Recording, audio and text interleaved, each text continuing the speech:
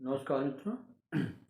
पिछले वीडियो में जिसमें मैंने ये बोला था कि जब तक बाज़ार 25,100 के ऊपर न क्लोजिंग दे तब तक नई खरीदारी नहीं करनी चाहिए, और वो आज भी मैं उसी बात पे जो है वो कायम हूँ।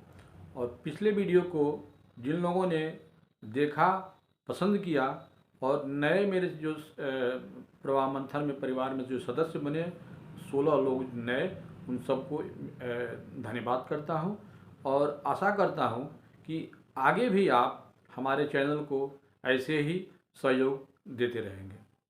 मित्रों, जब मैंने पिछला वीडियो आप अगर एक बार फिर अगर उसको देखें तो उसमें मैंने ये साफ कहा था कि देखिए 24,150 का जो एक हर्डिल है निफ्टी का, वो बहुत मुश्किल से टूटेगा, लेकिन अगर वो टूट भी गया तो 24,500 का एक बड़ा हार्डिल है, उसको क्रॉस करना मार्केट के लिए वो बहुत टेढ़ी खीर होगी। जो है 2 दिन से आप देखिए मार्केट ऊपर से नीचे फिसल जा रहा है।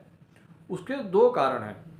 पहली तो ये कारण है, अच्छा पिछले वीडियो को अगर आप एक बार मेरे ध्यान से सुनिएगा तो मैंने उसमें एक वाक्य ये बोला था कि आने वाले दिन आगे के समय में निफ्टी बैंक जो है इसमें बहुत मूव नहीं आएगी, और एक तरह से देखा है तो यही रेजिस्टेंस करेगा, और निफ्टी जो है वो उतनी नहीं गिरेगी जितनी कि निफ्टी बैंक गिरेगी जो है। और ठीक वैसे ही आज हुआ। आज पीएसयू बैंक ने सपोर्ट नहीं किया मार्केट को, और जो सबसे बड़ा एचडीएफसी बैंक है और जिसका निफ्टी में बहुत 10% के आसपास उसका वो वेटेज है, 1.5% बढ़ने के बाद भी मार्केट को ऊपर नहीं ले जा सका जो है। अगर अगर आज पीएसयू बैंक, निफ्टी बैंक ये सब अगर सपोर्ट किए होते तो निश्चित रूप से आज निफ्टी जो है भी 24,500 के पास पहुंच गया होता, और बैंक निफ्टी भी 52,500 पहुंच गया होता, लेकिन ऐसा कुछ नहीं हुआ। तो ये तो हो गया कि चूंकि बाजार में जो ये उस दिन जिस दिन रिजल्ट आने वाला था उस दिन जो यूफोरिया था, और मार्केट में जो है बहुत ज़्यादा शार्ट पोजीशन बनी हुई थी, तो खरीदारी हो गई और मार्केट वहाँ से वहाँ चला गया। वास्तविक खरीदारी बाजार में अभी जो है वो हुई नहीं है। अब सवाल उठता है कि तो फिर यहाँ पे निवेशक क्या करें और बाजार कहाँ जाएगा।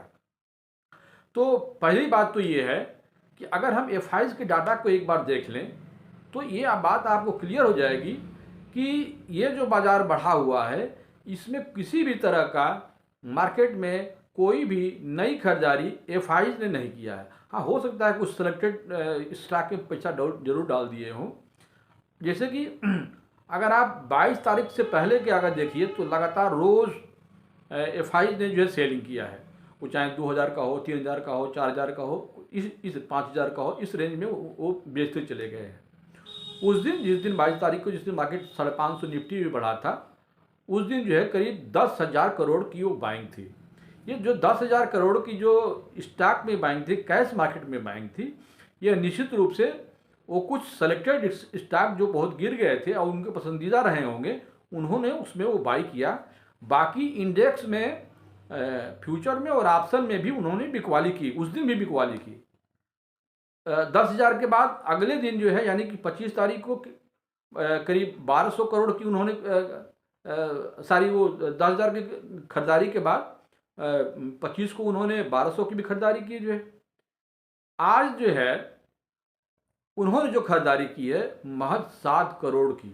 अब आप जरा सोच लीजिए, ये मार्केट कहीं फंसा तो नहीं रहा है आम निवेशकों को? यानी कि बाइंग नहीं है और ये मार्केट इतना बढ़ कैसे गया? यानी कि यहाँ भी लोग अभी भी एफआई जो है वो खेल कर रहे हैं, और इंडेक्स में और ऑप्शन में और फ्यूचर में ही कुछ खेला कर रहे हैं। ये मुझे लगता है कि बाजार कहीं आप जो नए निवेशक हों या जो बहुत बाजार को समझते न हो, उसमें कहीं अगर अपना सारा पैसा अगर लगा देंगे तो हो सकता है कि मार्केट यहाँ से अगर डिप करेगा तो बहुत लंबा करेक्शन के लिए जाएगा। इसलिए आप बहुत सावधानी से इस मार्केट में, मेरा ये आपका सुझाव है, मैं सुझाव तो नहीं है, मेरा अपना अनुभव है कि बाजार में कहीं भी अगर आप पैसा नीचे गिरने पर लगाए हुए हैं और अगर आपको प्रॉफिट मिल रहा है 2%, 5%, 10% जो भी मिल रहा है, एक बार आप प्रॉफिट जरूर बुक कीजिए। देखिए, लॉस बुक करना और प्रॉफिट बुक करना ये दोनों निवेशकों का काम है, और अक्सर जो छोटे निवेशक होते हैं ये दोनों ही नहीं करते हैं। अगर निवेशक पैसा कहीं स्टॉक में लगाया होता है और वहाँ से वो 5-10% अगर ऊपर भी जाता है तो भी उसको नहीं बेचता है, लालच में कि और बढ़ेगा। नतीजा होता है कि वो नीचे चला आता है, और जब नीचे आता है तो फिर बेच नहीं पाता है और उसमें एवरेज करता है। ये जो है एक जो छोटे निवेशक है वो भारी गलती करते हैं। दूसरी गलती वो क्या करते हैं कि वो देखते हैं किसी शेयर को और उसको ये देखते हैं कि कितना हाई लगाया है। अब हाई मान लीजिए कोई शेयर 2000 लगा दिया और उनको लगता है कि 2000 शेयर हाई लगा है, अब 800 पे आता है, इसको हम खरीद लेते हैं, ये बढ़ जाएगा। ये टेंडेंसी सोचने की निवेशकों की ये टेंडेंसी जो है बहुत ख़राब है, और ऐसी ऐसी विचार कभी मन में मत लाइए। आप जरा ऐसे सोचिए, आप जब बाज़ार में जाते हैं सब्ज़ी खरीदने, फल खरीदने, कुछ भी खरीदने जाते हैं, तो क्या आप सड़ा हुआ सब्ज़ी खरीदते करते हैं कि ताज़ा खरीदते हैं? महंगा कौन मिलता है और सस्ता कौन मिलता है? बस आप यही सोच लीजिए, आप सस्ते के चक्कर में बहुत ख़राब माल खरीद रहे हैं, और आप जो अच्छे माल हैं जो थोड़ा महंगे हैं उनके बारे में आपको ध्यान नहीं है। इसलिए मेरी आपसे एक अपनी गुजारिश है, स्पेशली जो छोटे निवेशक हैं मैं उनसे, कि कभी भी जो चीज़ गिर रहा है उसको अपने पोर्टफोलियो में मत रखिए। हमेशा उस शेयर को बाई कीजिए जो ऊपर की तरफ बढ़ रहा है। मार्केट आपका गिर रहा है और कोई शेयर स्ट्रांग है, नहीं गिर रहा है या ऊपर की तरफ जा रहा है, अब उसको खरीदिए। ये कभी मत देखिए कि आज 800 का शेयर है, 300 पे आ गया, वहाँ पे ले लें। नतीजन अभी देखिए देखिए अदानी वाले शेयर में जितने भी 11 स्टॉक अदानी ग्रुप के हैं, आज सब के सब 10%, 12% कुछ कुछ तो सर्किट लगाए हैं। और जो लोग नीचे का लिए हुए हैं, यानी सर्किट लगाने का मतलब क्या हुआ, जो वो लोग ऑलरेडी 10% नीचे की बाई किए होंगे लोग, अगर उसमें खरीदारी किए होंगे तो अब उस स्टॉक में जो 10% आपको एक ही दिन में दे रहा है, तो 10% की रैली बहुत होती है। इसमें से आपको अपने स्टॉक को निश्चित रूप से वो खाली करना चाहिए। अगर उसमें निवेशित हैं, अगर आप पहले से ही उसको छोड़े रखिए, लेकिन जो नया निवेश किए हुए हैं जिस पर 10% का प्रॉफिट मिल रहा है, आपको अदानी ग्रुप से निकलना चाहिए। देखिए अभी भी अदानी ग्रुप में देखिए तो कोई बहुत ठोस बात खुल के सामने नहीं आ रही है, कहाँ गलती है क्या नहीं। हाँ, ये तो जरूर ऐसा लग रहा है कि इसके पहले भी हुआ है पॉलिटिकली जो है, लेकिन हमें कभी भी उस स्टॉक से तब तक दूर रहना चाहिए जब तक उसमें कुछ क्लियरिटी ना आ जाए। और वैसे भी जो बड़े बाज़ार को दिशा देने वाले, समझने वाले मूडी जैसे संस्था भी जब उन पर निगेटिव है, तो हमें भी जो है इस चीज़ को ध्यान में रख करके काम करना चाहिए। तो ये तो मेरा अदानी पे हो गया। मार्केट में अभी बता दिया हूँ कि 24,000 जो 500 का जो लेवल है ऊपर का, 24,100 का नीचे का, ये निफ्टी का ये एक आपका जो है वो रेजिस्टेंस और सपोर्ट है। कल के लिए वैसे मैं बता दूं, कल के लिए जो मेरा अपना आकलन है निफ्टी का, निफ्टी कल अगर मार्केट प्लस में खुलता है तो 24,000, जैसे कि आज 300 जहाँ 70-71 गया था, एक बार वहाँ, और वहाँ अगर वहाँ से अगर ऊपर गया तो 24,470, ये नोट कर लीजिएगा। 24,470 का एक हार्डल जो है वो निफ्टी में इनको मिलेगी, और नीचे 24,371 का पहला रेजिस्टेंस और दूसरा रेजिस्टेंस, और नीचे जो सपोर्ट आएगा फिर वही 24,150, और 24,150 टूटा तो 24,050। ये कल का ये निफ्टी का रेंज रहेगा। और वैसे भी बैंक निफ्टी को देखिए तो इसका जो पहला जो रेजिस्टेंस होगा 52,490, यानी मोटा मोटी 52,500 का रख लीजिए जो है, और नीचे अगर आता है तो 52,060, 52,050 मान लीजिए, ये उस पर सपोर्ट करेगा। 52,050 का सपोर्ट अगर टूटा तो फिर वो निफ्टी आपका जो है वो और नीचे चला जाएगा जो है, यानी कि फिर 50,000 की तरफ चला जाएगा। तो ये रेंज बाउंड है जो है। बाज़ार में अनस्टेबिलिटी है, बिल्कुल मत समझिए कि बाज़ार में खरीदारी आ रही है, ये चीज़ मैं बार बार आपसे कह रहा हूँ। आज आप देख लीजिए रिलायंस का भी शेयर जो है वो बहुत नहीं चला, नीचे गिरने के बाद जो बाउंस किया बस उतने ही रुका हुआ है। ये भी हो सकता है कल बाज़ार में रिलायंस एक बार फिर 1276 का आपको नीचे का रुख कर सकता है, जिस ढंग से आज उसकी क्लोजिंग हुई है। निफ्टी और ये आपका बैंक निफ्टी, ये बार बार ऊपर से नीचे आने के एक और भी कारण मुझे लगता है। देखिए जिस 22 तारीख को जिस दिन 500 निफ्टी वो बढ़ा था, उसने वो एक गैप लगा जो है। अब वो गैप जो है वो बाज़ार कभी भी देखिए जब गैप में खुलता है ना तो उस गैप को भरता है। अगर मार्केट बहुत ज़्यादा नीचे गैप से खुल जाए तो उस गैप को भी कुछ दिनों में 1-2 दिन में उसको फिलअप करता है। यानी कि अगर नीचे गैप किया नीचे से फिर ऊपर आएगा जो है। अगर बहुत ऊपर चला गया तो ऊपर से भी नीचे की तरफ आएगा जो है। तो बाज़ार में अगर आज का जो बाज़ार हमारा है कि कभी भी जब प्लस में खुलेगा तो वो नीचे की तरफ आएगा। तो बेहतर है कि एक बार उस गैप को भर दे बाज़ार और उसके बाद से जब बाज़ार बढ़ेगा तब ये मान के चले कि हाँ ये बाज़ार बढ़ गया जो है। नहीं तो अभी ये इसी तरह का रहेगा। वैसे ही आपका जो निफ्टी का जो गैप था वो 23,950 से 24,150 ये गैप है। इसमें एक बार निफ्टी आने की कोशिश करेगा जो है। इसका विचार मेरा ये हुआ कि एक बार निफ्टी 24,000 की तरफ आने के बारे में सोचेगा। अगर वहाँ आता है और उस गैप को भरने के बाद फिर निफ्टी जब आगे की तरफ मूव करे तब आप समझिए कि हाँ अब मार्केट जो है ऊपर की तरफ बढ़ेगा। वरना वो नीचे की जर्नी जो है अभी जो जैसे मैंने पहले हमेशा से कहते आया हूँ कि निफ्टी का जो नीचे का जो रुख है 22,500 का और निफ्टी बैंक का 47,000 का उस पर मैं आज भी कायम हूँ जो है। तो ये तो मेरा हो गया ये निफ्टी और बैंक का मिजाज जो है। आज जो देखिए एक निवेशक जो छोटा निवेशक है आखिर में वो कैसे समझे कि मैं क्या करूं बाजार में। तो आप कभी भी ना निफ्टी और बैंक निफ्टी ये सब जो जैसे हम भी बता रहे हैं या दुनिया भर के जो चैनल है वो भी बता देते हैं, आप उसके चक्कर में मत पड़िए।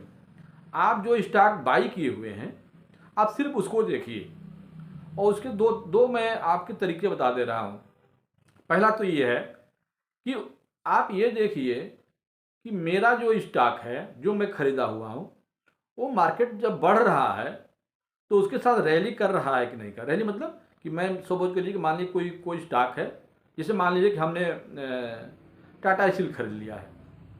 टाटा स्टील हमने खरीद लिया 150 पे या 145 पे किसी भी रेट पे जो है मार्केट मूव कर रहा है और मेरा सेक्टर भी यानी कि मेटल सेक्टर भी मूव कर रहा है।